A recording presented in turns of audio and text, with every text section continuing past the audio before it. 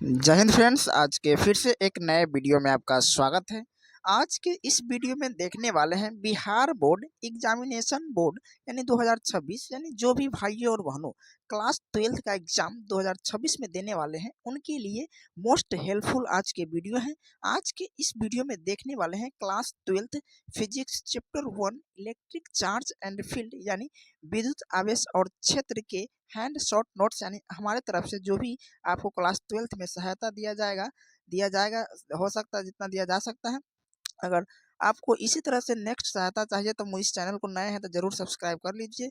चलिए मैं वीडियो में आगे बढ़ता हूँ। पहला चैप्टर है इलेक्ट्रिक चार्ज एंड फील्ड यानी विद्युत आवेश और क्षेत्र का मोस्ट शॉर्ट नोट्स जो है उसका मोस्ट इम्पॉर्टेंट ऑब्जेक्टिव क्वेश्चन बताने जा रहे हैं। चलिए वीडियो को देखते हैं। देखिए सबसे पहले मैं बता दूं कि यहाँ है हैंड्स नोट्स यानी हाथ द्वारा बनाया गया नोट्स है। इसमें जो इम्पोर्टेंट ऑब्जेक्टिव है वो यहाँ पे लिखा गया है। यह चैप्टर 1 का है। चलिए देखते हैं चार्ज। अगला नेक्स्ट देखते हैं। देखिए सबसे पहले पॉइंट यहाँ पे है चार्ज। चार्ज किसे कहते हैं इसमें देखना है। चार्ज किसने दिया और चार्ज का ऐसा यूनिट और क्या होता है कि सीजीएस यूनिट क्या है। तो सबसे पहले मैं बता दूं कि चार्ज दिया गया है। चार्ज दिया गया बेंजामिन फ्रैंकलिन नामक जो वैज्ञानिक है वह चार्ज का निर्माण किया है। बेंजामिन फ्रैंकलिन नामक वैज्ञानिक। और चार्ज का ऐसा यूनिट होता है कूलम। मैं बता दूं कि चार्ज का जो ऐसा यूनिट होता है कूलम होता है, जबकि चार्ज का सीजीएस यूनिट होता है स्टेट कूलम। ये वेरी इंपॉर्टेंट है। आपसे पूछा जा सकता है कि चार्ज का एसआई यूनिट क्या होता है तो कूलम होता है और सीजीएस यूनिट स्टेट कूलम होता है। और चार्ज का हिंदी जो होता है आवेश होता है, याद रखिएगा। चलिए नेक्स्ट पर देखिए। नेक्स्ट एक कूलम बराबर, यहाँ देखिए एक कूलम बराबर 3 × 10⁻9 क्या होता है स्टेट कूलम होता है। यानी एक कूलम बराबर 3 × 10⁻9 स्टेट कूलम होता है। और यहाँ पे देखिए एक स्टेट कूलम बराबर 1/3 × 10⁻⁻9 कूलम होता है। यहाँ पे याद रखिएगा। देखिए आपसे पूछा जाएगा कि एक स्टेट कूलम बराबर पूछा जाएगा तो 1/3 × 10⁻⁻9 बताइएगा कूलम। अगर इसी में एक कूलम बराबर पूछा जाएगा तो 3 × 10⁻9 कूलम बताइएगा। चलिए नेक्स्ट बढ़ते। देखिए चार्ज मतलब होता है आवेश, यानी चार्ज का मतलब होता है आवेश होता है। समझे, चार्ज का मतलब होता है आवेश होता है।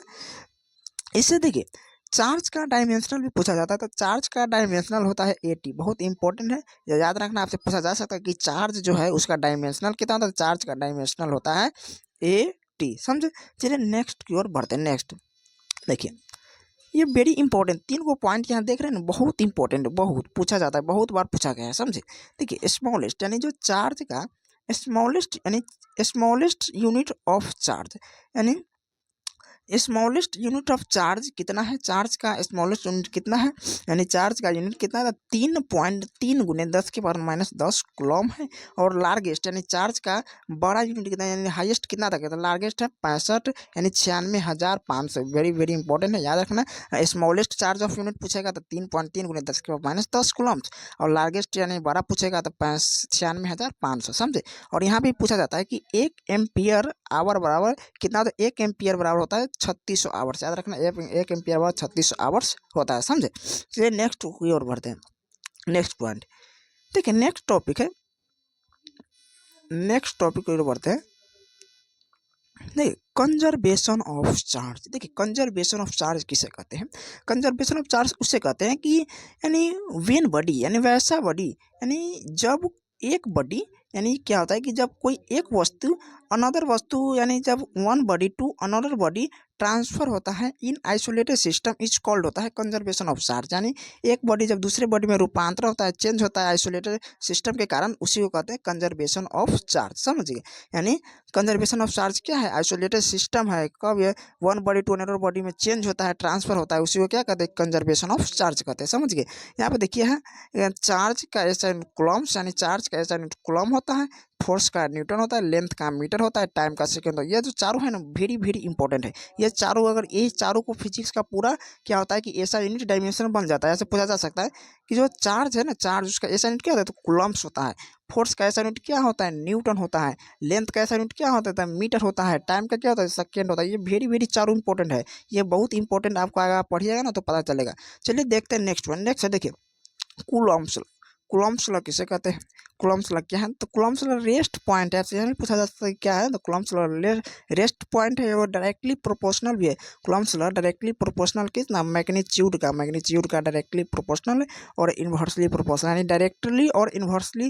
देखिए डायरेक्टली प्रोपोर्शनल है मैग्नीट्यूड का और इन्वर्सली प्रोपोर्शनल है स्क्वायर डिस्टेंस का, इसी को कहते हैं कूलम्ब्स लॉ। या very important Coulomb's law 12th में 5 नंबर में भी पूछा जाता है कूलम्ब्स लॉ।